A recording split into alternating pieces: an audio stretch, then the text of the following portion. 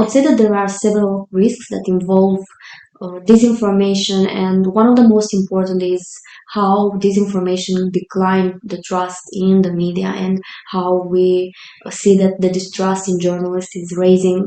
Also, a very important risk is related to the declining trust in democracy, and how disinformation can affect democratic processes such as elections. And we saw that on several occasions in the last years.